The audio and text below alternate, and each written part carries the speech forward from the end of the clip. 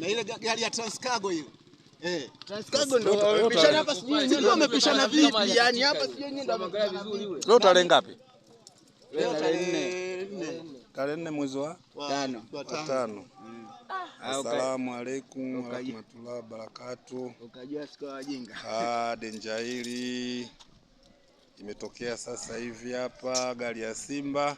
Iko wapi wewe nani? Imezipanda hizi IT karibu 3 hoho. Yaani sema karibu gari 5 hizi hapa.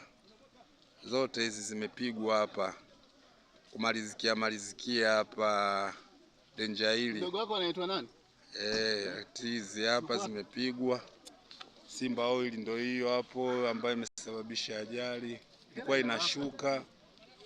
Kulikuwa kuna foleni juu, kuna jamaa nafikiri huko akawa amejiachia kuja kutamaki.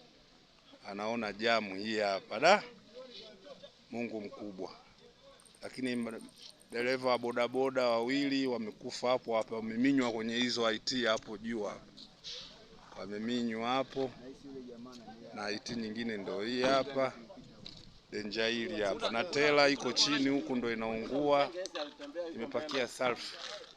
Inaenda Kongo. Leo tarehe 4 mwezi wa 5 2026.